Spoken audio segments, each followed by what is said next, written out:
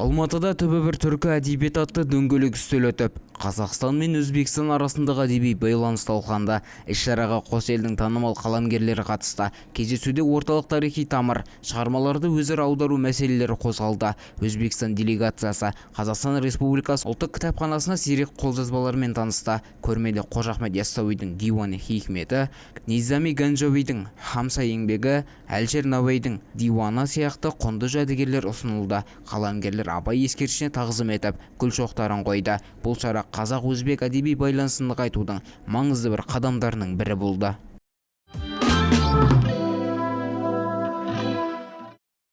Алихан Бөкейханов атындағы номер 1 гимназияда жазушы драматург Елен Әлімжановтың 80 жылдығына орай әдеби сазды кеш өтті. Шоқан Уәлиханов атындағы Жамбыл облыстық әмбебап ғылыми кітапханасы мектеп ұжымымен бірлесіп ұйымдастырды.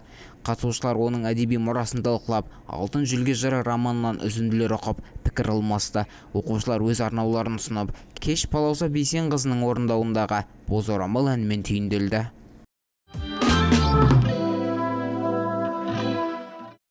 Шерхан Мұртаза атындағы руханият және тарихтану орталығының қолдауымен Асыл Арман қоғамдық бірлестігі алғаш рет Жамбыл облысы асабалар алаңы сайысын ұйымдастырды. Наурыз мерекесі аясында өткен сайысқа 7 топ қатысып, таныстыру, сұрақ-жауап, ситуациялық тапсырмалар және мобилограф жұмысы кезеңдері бойынша бақ сынады. Қазылар қатарында тәжірибелі асабалар болса, көрермендер арасында ардагерлер кеңесінің ақсақалдары мен қала тұрғындары болды. Бұл шара ұлттық дәстүрді насихаттауға арналған игі бастама болды.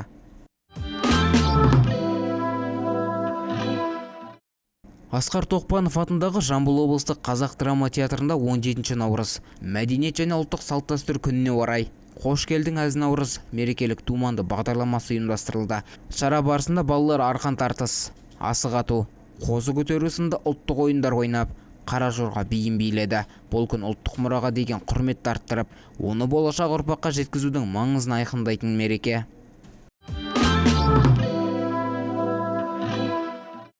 Тараздағы ашық аспан астындағы саябақты 50-ге жуық мектеп оқушысы күй шертті. 17 наурыз мәдениет және ұлттық салт-дәстүр күніне орай ұйымдастырылған қазағымның қазынасы домбыра патиде оқушылар Құрманғазы Сағырбайұлының Балбырауын, Әбдімомын Желдібаевтың Елке сылқым күйлерін орындады. Домбыра пати 2012 жылы Астанада бастау алып, бүгінде ұлттық домбыра күні мен наурызнама 10 күндік аясына дәстүрлі түрде өтуде. Жауаптылардың айтуынша, домбыра қазақтың киелі аспабы, оны дәріптеу ортақ міндет. Өткен жылы наурызнама 10 күндік аясында ел бойынша 800-ден астам ірі шара өтсе, биыл бұл көрсеткіш 1500-ге жуықтамақ. Алдағы күндері қала тұрғындары түрлі мәдени шаралардың куәсі болмақ.